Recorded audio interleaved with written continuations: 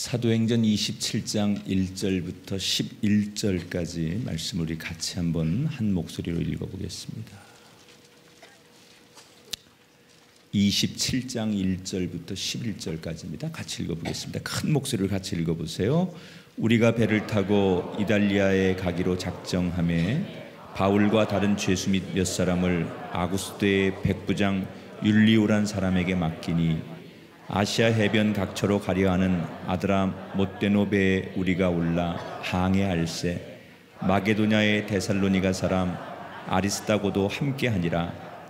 이튿날 시돈에 되니 율리오가 바울을 친절히 대하여 친구들에게 가서 대접받기를 허락하더니 또 거기서 우리가 떠나가다가 맞바람을 피하여 구브로 해안을 의지하고 항해하여 길리기아와 범빌리아 바다를 건너 루기아의 무라시아에 이르러 거기서 백부장이 이달리아로 가려 하는 알렉산드리아 배를 만나 우리를 오르게 하니 배가 더디가 여러 날 만에 간신히 니도 맞은편에 이르러 풍세가 더 허락하지 아니하므로 살몬의 앞을 지나 그레데 해안을 바람막이로 항해하여 간신히 그 연안을 지나 미항이라는 곳에 이르니 라세아시에서 가깝더라.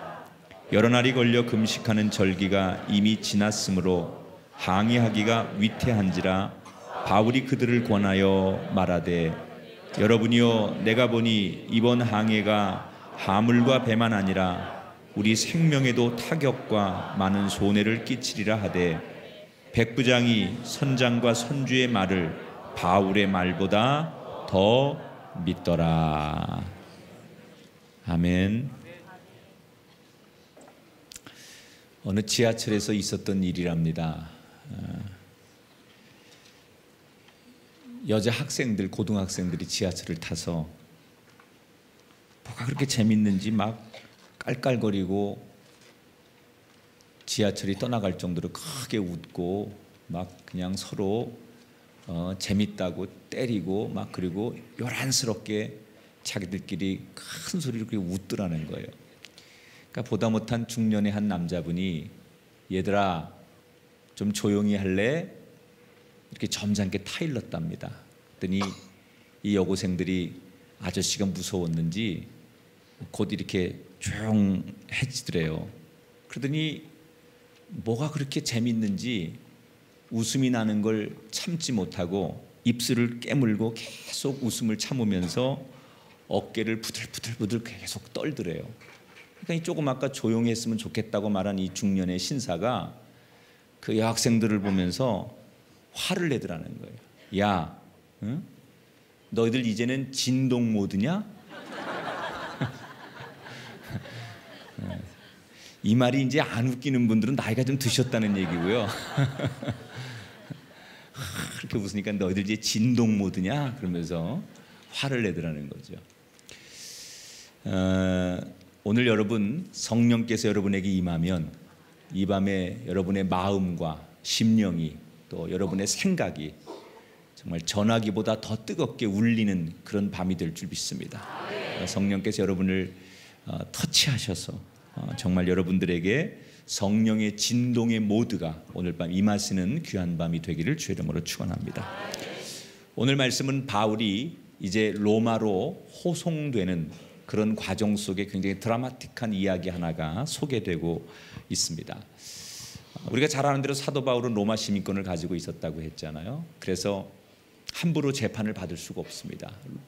로마로 가서 재판을 받겠다. 미국 시민권자가 시민권이 있으면 굉장한 그 미국의 보호를 받죠. 웬만한 보호를 받죠.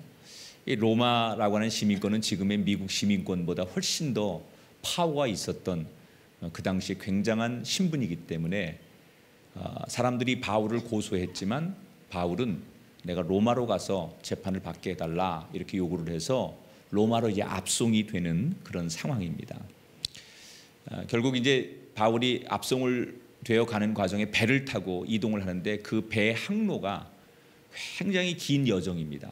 당시 배는 뭐 그렇게 지금처럼 좋을 때가 아니니까 배를 타고 로마로 압송해 가는 과정이 아주 많은 시간을 몇 날 며칠을 걸려야 하는 그런 과정 속에 그 배에 백부장 율리오라고 하는 사람이 이제 죄수들 바울과 또 다른 죄수들 몇 명을 로마로 데리고 가서 재판을 받게 하기 위한 책임자로 율리오라고 하는 군인이 탑승을 했습니다.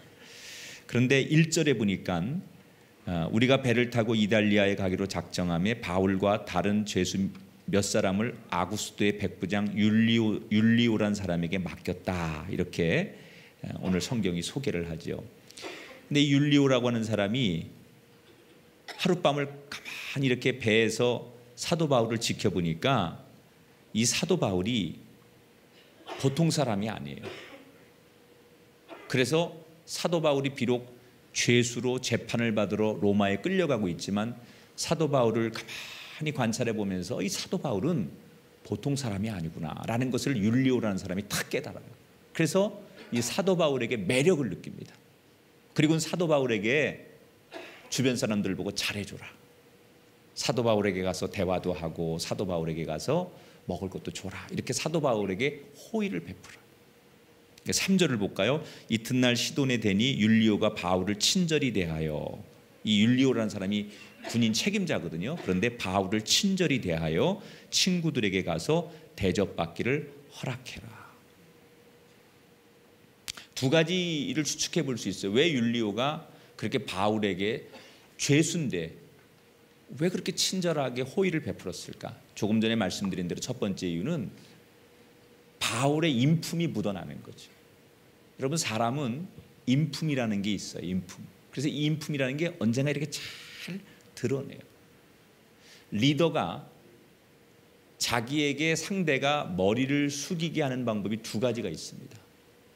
첫째는 자기의 지위, 자기의 자리를 이용해서 강제적으로 고개를 숙이게 하는 방법. 예를 들어 높은 사람이 아랫사람한테 자기 지위를 이용해서, 업무를 이용해서, 또는 자기에게 주어진 세상의 힘을 이용해서 강제적으로 고개를 숙이게 하죠.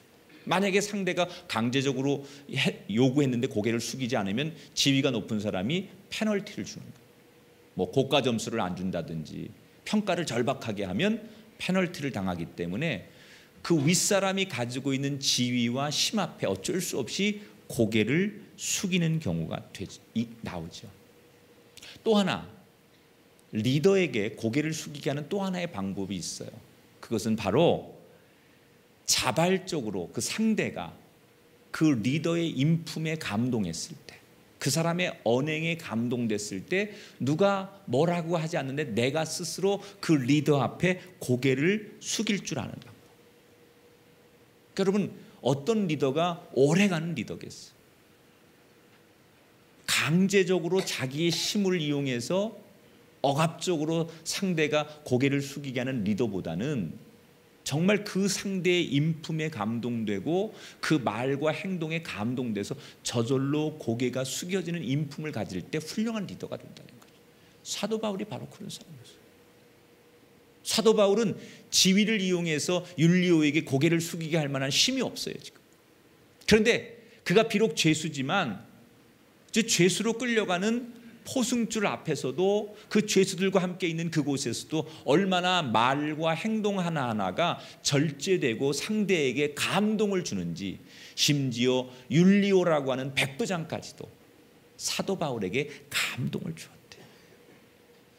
여러분, 과거의 독재자들이 또는 옛날의 황제들이 그저 자기가 정말 존경받는 줄 알고 자기 힘만 가지고 상대를 억압해서 고개를 숙이게 하는 과거의 역사가 많이 있었어요. 저는 여러분의 인생이 어느 곳에 있든지 사도 바울처럼 상대에게 감동을 주는 인품들이 되셔서, 특히 우리 남성들이 여러분 사회생활하면서 정말 여러분 앞에 놓여진 어떤 사람에게 그런 인격적 감동을 줄 수 있는 멋진 분들이 되시기를 주님의 이름으로 축원합니다. 아마도 이 율리오가 사도 바울에게 그런 감동을 받지 않았을까, 그런 추측을 하나 하고, 두 번째는 이런 추측을 할 수가 있어요. 백부장이라고 했잖아요. 백부장. 여러분, 백부장 가운데 생각나는 사람 신약 성경에 누가 있어요? 베드로에게 세례를 받은 백부장이 있는데요. 곧자로 시작하고 맨 끝에 자는 료자로 끝나는데요.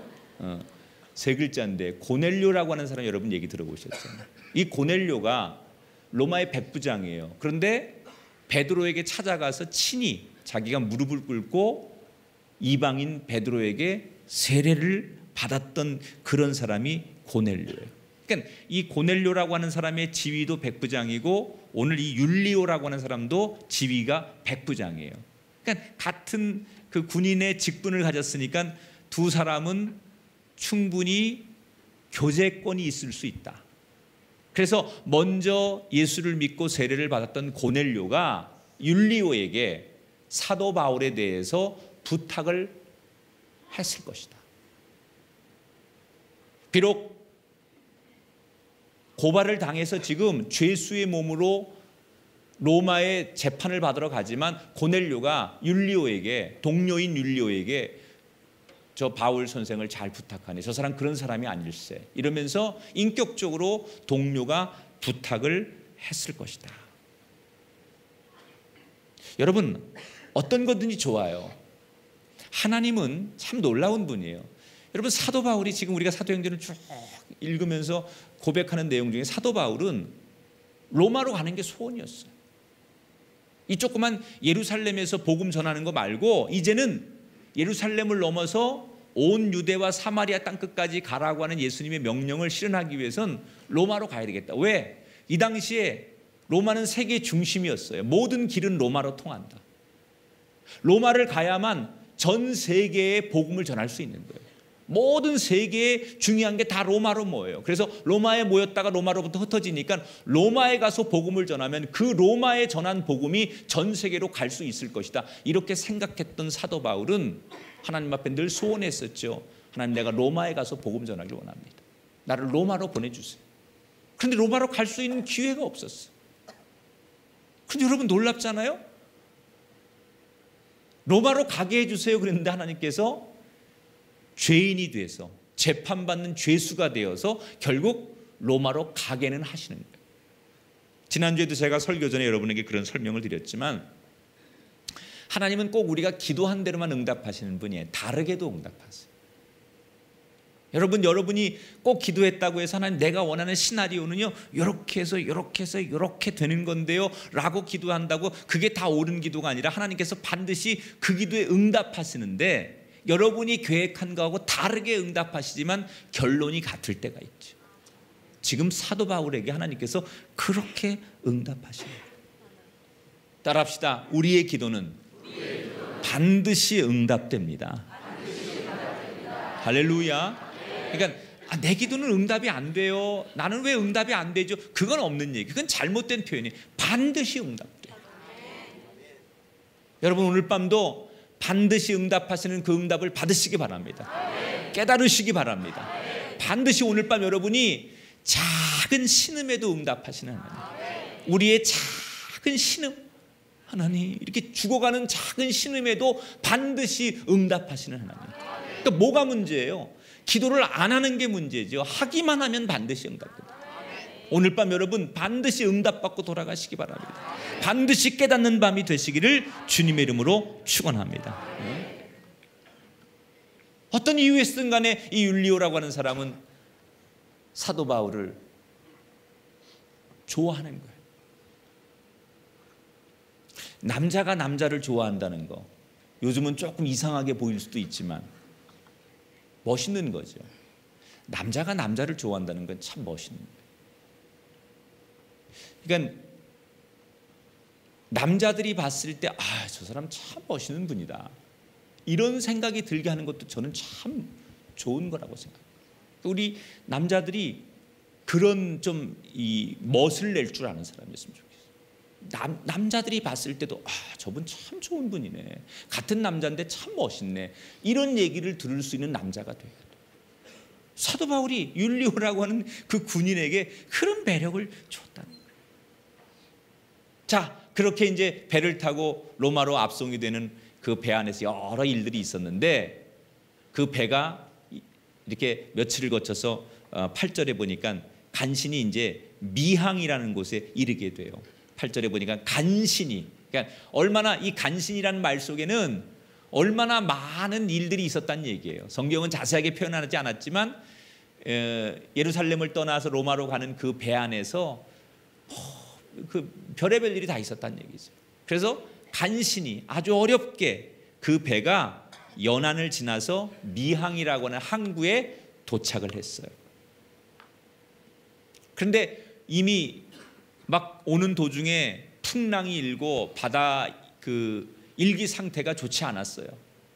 굉장히 막 그 바람도 많이 불고 폭풍이 막 그래서 배가 어려움을 당하다가 미항이라는 항구에 대피를 해서 이제 좀 바다의 바람이 잔잔해지기를 많은 사람들이 기다리는 거예요. 근데 며칠이 지나도 그 풍랑이 잠잠해질 기세가 보이지 않아요. 자, 큰일 났어요. 로마로 가야 되는 시간은 딱 정해져 있는데 갑자기 풍랑이 일어가지고 배를 피신했지만 배가 언제 뜰 줄 모르는 거예요. 이때 사도 바울은 지금 죄수잖아요.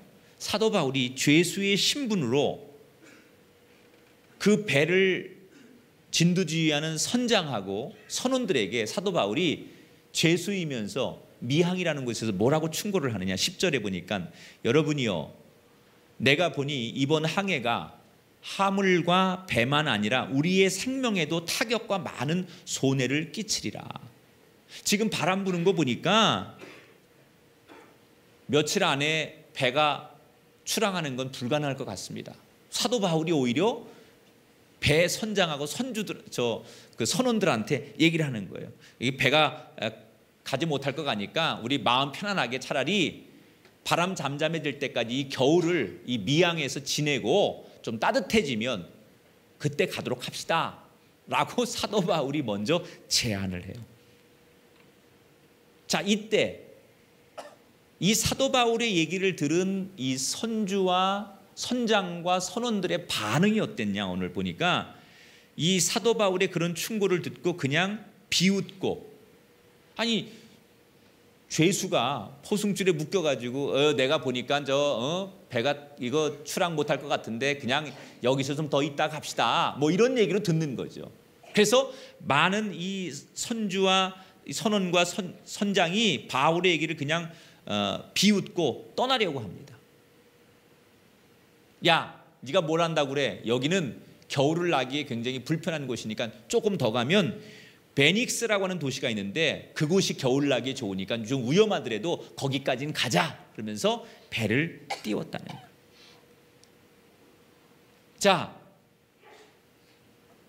백부장은, 율리오라고 하는 백부장은 이미 사도 바울에 대해서 호감을 가졌지만 상황이 급박하게 돌아가는 이 상황에서 선주와 선장의 말과 바울의 말 중에 누구 얘기를 들었을까요?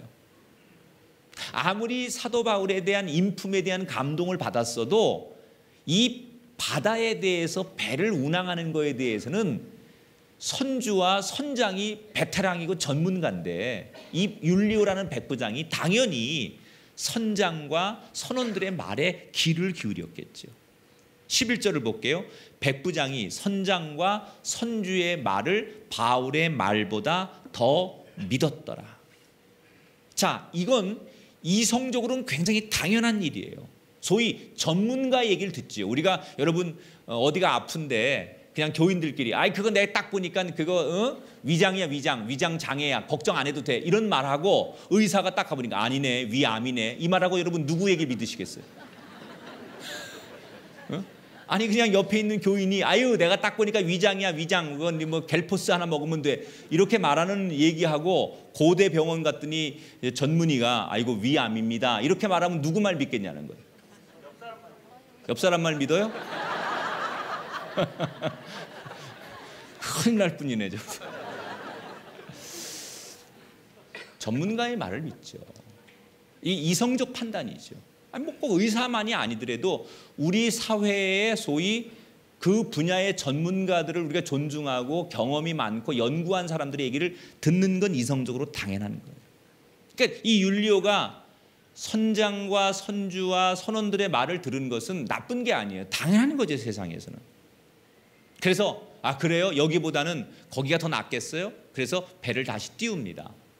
배를 띄웠는데 다행히도 처음에는 남풍이 순하게 불어서 배가 가는데 문제가 없는 것 같았어요. 그런데 얼마 못 가서 섬에 도착하기 한 한가운데 정도 갔을 때 오늘 성경이 유명한 얘기죠. 유라굴로라고 하는 큰 광풍을 만나요. 자, 14절 15절 화면을 보고 같이 읽어볼게요. 시작. 얼마 안 되어 섬 가운데로부터 유라굴로라는 광풍이 크게 일어나니 배가 밀려 바람을 맞추어 갈 수 없어 가는 대로 두고 쫓아가다가, 자, 처음에는 그냥 바다가 잔잔해서 배를 띄웠는데 얼마 안 가서 유라굴로라는 큰 광풍을 만났어요. 광풍, 여러분, 광풍, 미친 바람에 미친 바람, 응? 사람 미치게 하는 바람을 만났어요. 이리저리 배가 흔들리고 배가 파손될 위기를 맞았어요. 그래서 급박하니까 배를 가볍게 하려고 배 안에 있는 짐과 기구들을 다 배에서 내어서 바다에 버리는 급박한 상황이 생기게 됩니다. 그런데 여러 날이 지나도 그 광풍이 점점 더해지지 잠잠해질 기력이 없어요. 배에 타고 있던 선원들이 하나둘씩 지치기 시작해. 그리고 어떤 사람은 드디어 우리는 이제 살 수 없을 것이다. 우린 다 얼마 뒤에 이 배가 부서지고 이 바람 앞에 풍랑 앞에 우리 배가 뒤집혀서 다 죽고 말 것이다. 이렇게 사람들이 자기의 사명을 망각하고 포기하는 선원들, 그리고 두려움 속에 울부짖는 선원들이 나오기 시작했어요. 그리고 사람들이 너무 그 광풍이 무서우니까 어떻게 해볼 생각을 못하고 다 전의를 상실하고 이제는 죽는 날만을 마치 기다리는 사형수처럼 그 배에서 모든 사람이 넋을 잃고 그 광풍 앞에 모든 인생을 다 맡긴 채 그냥 자포자기의 상황까지 이르게 됩니다. 이때 율리오라는 백부장도 아무 역할을 못하고 그 배의 주인인 선주도 선장도 베테랑 선원들도 그 풍랑 앞에 누구도 방법을 제시하지 못할 때 죄수였던 사도 바울이 보다 못하니까 일어나서 절망하고 이 바다의 모든 운명을 다 맡기고 포기한 그 선원과 선장 선주에게 뭐라고 얘기를 하느냐? 여러분 두려워 마십시오. 여러분 힘을 내십시오. 그리고 용기를 주고 안심시키는 말을 했어요. 여러분 결론적이지만 율리오가 이성적 판단, 선주와 선장 선원의 말을 듣는 게 이성적 판단이라면 하나님 말씀을 대신 전하는 사도 바울의 영적인 판단을 했었다면 얼마나 좋았을까. 우린 인생을 살면서 때때로 그런 갈림길에서 고민할 때가 참 많아요. 이성적 판단을 당연히 따라야 된다고 생각하지만 때로는 영적인 판단을 제대로 못해서 우리가 이성적 판단 앞에 무너질 때가 참 많아요.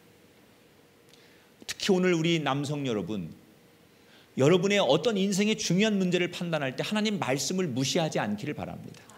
우리가 세상의 이성적 판단을 해야 될 때도 있지만 언제나 그 이성적 판단 속에 하나님의 말씀을 근거로 한, 그 말씀을 전혀 무시하지 않는, 그 말씀을 존중히 여기는, 그 말씀에서 모티브를 얻는, 그 말씀 속에서 지혜를 얻는 그런 이성적 판단을 할 수 있는 남성들이 되기를 주의 이름으로 축원합니다.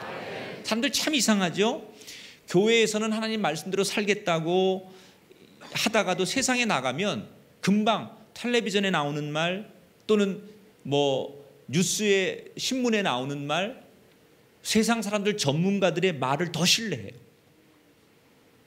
교회에서는 예배 드릴 때 말씀 드릴 때 아멘 하다가도 세상에만 나가면 그 아멘은 온데간데 없고 오직 세상 전문가들의 말을 신뢰하고 살아요.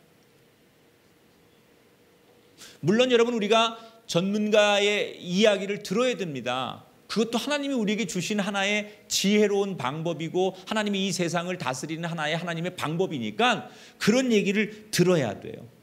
그러나 너무 하나님 말씀이나 영적인 것 이런 것을 생각지 않고 기도 무슨 우리가 신앙 믿음 이런 건 전혀 고려하지 않고 그런 베이직이 없는 상황에서 무조건 세상의 말만 따라가는 것은 오늘 율리오가 탔던 이 배가 유라굴로라는 풍랑을 만나서 죽게 된 위기를 만나는 것과 같은 이치가 될 수 있다는 거예요.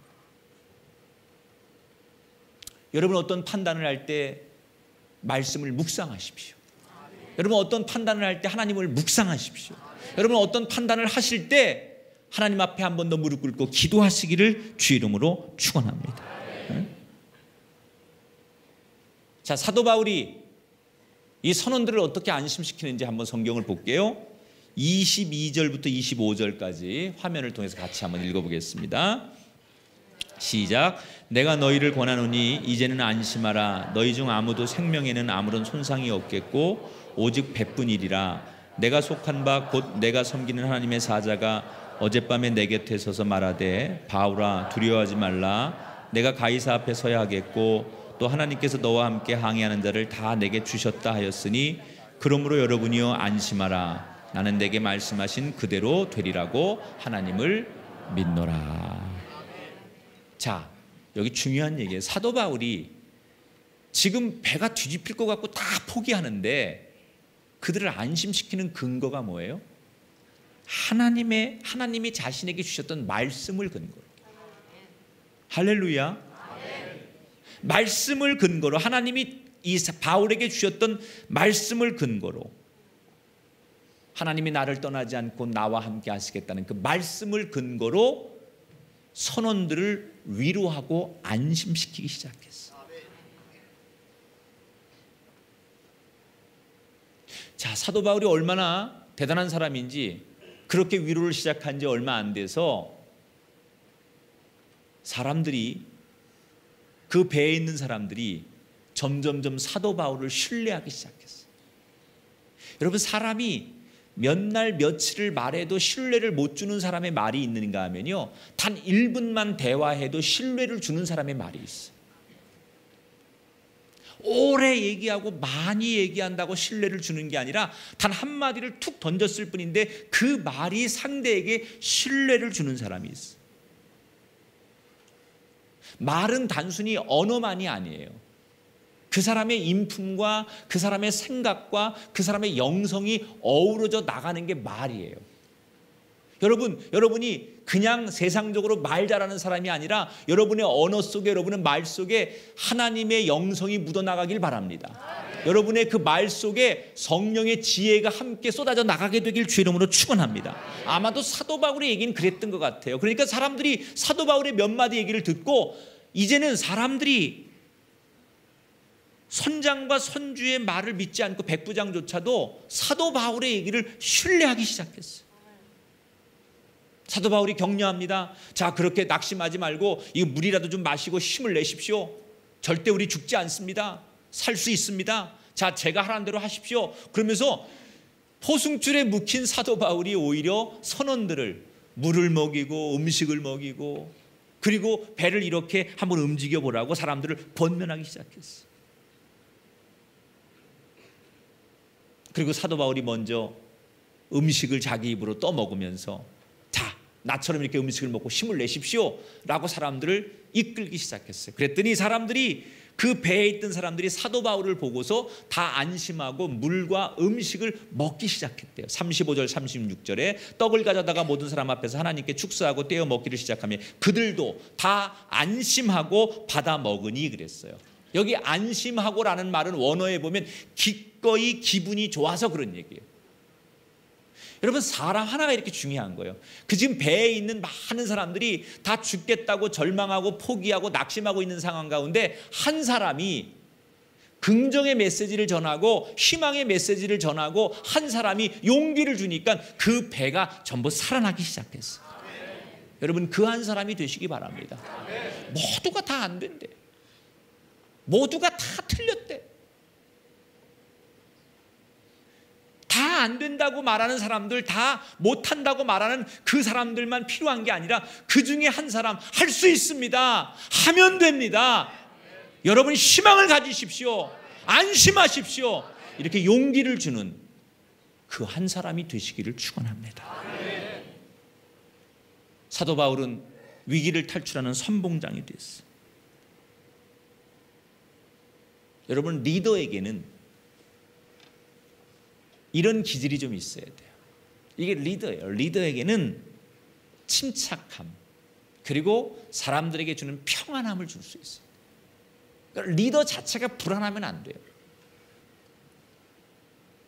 여러분, 리더는 사람에게 평안을 줘야 돼요. 평안. 재주가 뛰어나지 않아도 그 상대에게 평안을 주는 사람이 리더예요. 비록 죄수지만 사도 바울 때문에 사람들이 위로를 얻어요. 여러분, 신분이 중요한 게 아니에요. 나이가 중요한 게 아니에요. 여러분, 명예나 돈이 중요한 게 아니에요. 여러분의 그 자리에서 여러분 때문에 위로를 얻으면 여러분이 리더예요.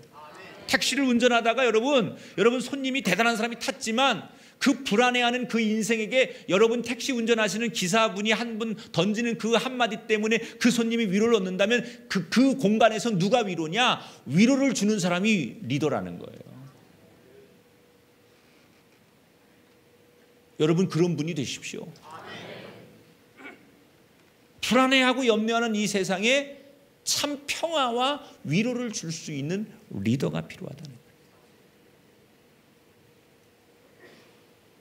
만약에 사도 바울이 그 배에 없었다면 그 배는 풍랑이 와서 덮치기 전에 사람들의 불안감, 공포심, 서로를 믿지 못하는 불신, 이런 것 때문에 그 배가 먼저 좌초됐을지도 몰라요. 사도 바울은 그렇게 사람들에게 그 위기의 순간에서도 리더의 역량을 잘 발휘해요. 그리고는 사도 바울의 목적은 뭐냐? 그렇게 사람들을 안심시키고 그 배를 다시 정상적으로 운행하게 하면서 뭘 얘기해요? 하나님이 나에게 말씀하셨는데 라고 하면서 사람들을 위로하면서도 그 위기 속에서 하나님을 증거하기 시작했어요. 따라합시다. 위기는 기회입니다. 여러분, 그리스도인에게 위기라는 것은 항상 하나님의 기회예요. 따라합시다. 나의 위기는 하나님이 주신 기회입니다. 아멘 하십시오. 세상에서 위기는 위기일 수 있어요. 그런데 신앙인들이 만나는 위기는요, 그 위기를 잘 관리하면 하나님이 주신 기회가 될 수 있어요. 저 유럽의 핀란드에 슈퍼쉘이라고 하는 모바일 회사가 있어요. 게임 같은 거를, 이게 요즘 그 선전 많이 나오죠. 이 슈퍼셀이라고 하는 회사가 게임, 사람들이 좋아하는 게임 같은 걸 개발하는 회사인데, 이 회사에 유명한 그 경영 철학이 하나 있다는 거예요. 직원들이 게임을 개발해요. 그런데 하면 이게 다 성공하는 게 아니에요. 게임을 개발했는데 막상 그 게임의 버전이나 평가단으로부터 혹평을 받아가지고 이게 성공하지 못하는 게임들이 훨씬 많거든요. 열심히 막 개발을 했는데 별로 반응이 안 좋고 이게 문제가 있어가지고 결국 공개되지 못하거나 다시 이제 이게 공개됐다가도 사라지는 그런 게임들이 많아요. 그러니까 소위 실패하는 거죠. 그러면 이 회사에서는 뭘 하느냐? 슈퍼셀에서는 그렇게 실패를 하면 반드시 그날 실패한 사람들을 중심으로 해서 회사 직원들이 모여가지고 샴페인을 터뜨린대요. 아니, 이거는 무슨 실패한 사람들을 농락하고 놀리는 거냐? 그런 게 아니라는 거예요. 이 회사의 철학 중에 하나가 뭐냐?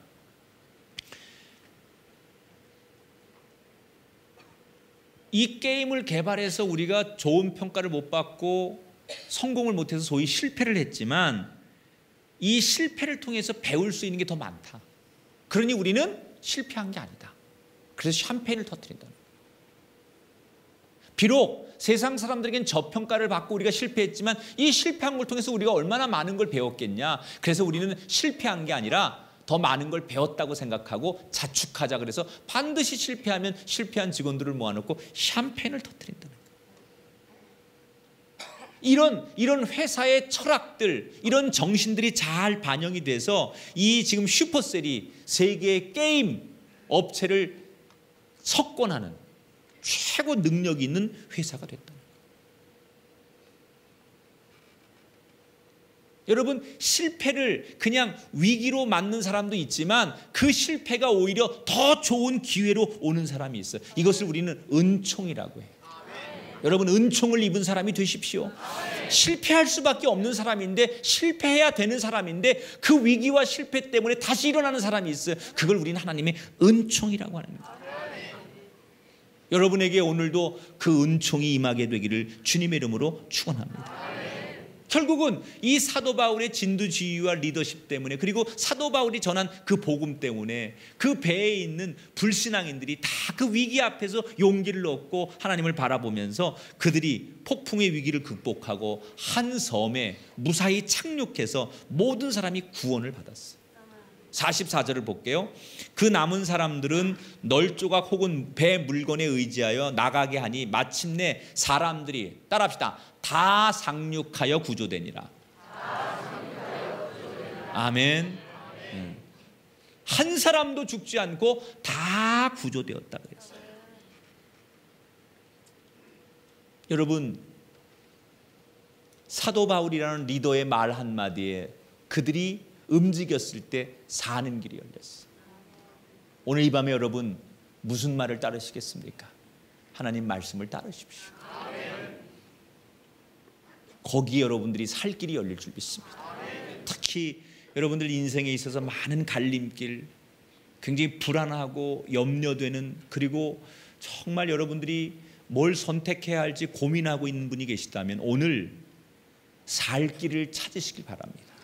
그 살 길은 하나님의 말씀에 근거하여 움직이는 사람이었어요. 사도 바울이 비록 죄수였지만, 자기보다 높은 신분과 여건이 좋은 사람이 많았지만 하나님 말씀에 의지하여 따라갈 때 한 사람도 죽지 않고 살 길이 열렸던 것처럼 이 밤에 주의 말씀을 듣는 여러분에게 살 길이 열리는 밤이 되시기 바랍니다. 하나님이 여러분을 살려주시려고 이 밤에 부르신 거예요. 복음을 듣는다는 것은, 우리가 말씀을 듣는다는 것은 어떤 의미냐? 하나님께서 우리를 살려주시겠다는 거예요. 여러분, 오늘 말씀 앞에 여러분이 결단하고 말씀 앞에 감동하고 말씀 앞에 은혜 입을 때 이 배가, 이 모든 배 안에 있는 선원들이 다 산 것처럼 여러분 때문에 모든 사람이 잘 되고 사는 역사가 일어날 줄 믿습니다. 리더 하나가 중요해요. 우리의 리더는 예수님이에요. 이 밤에 우리의 리더는 예수님이에요. 그 예수님 한 분만을 붙들고, 오늘도 그 예수님 한 분만을 붙들고 성령으로 오신 그 주님을 붙드시고 그 리더에 의해서 움직이는 밤 되셔서 여러분 풍랑을 헤치고 어려움을 헤치고 죽음을 헤치고 살아나가는 귀한 밤이 되시기를 주님의 이름으로 축원합니다.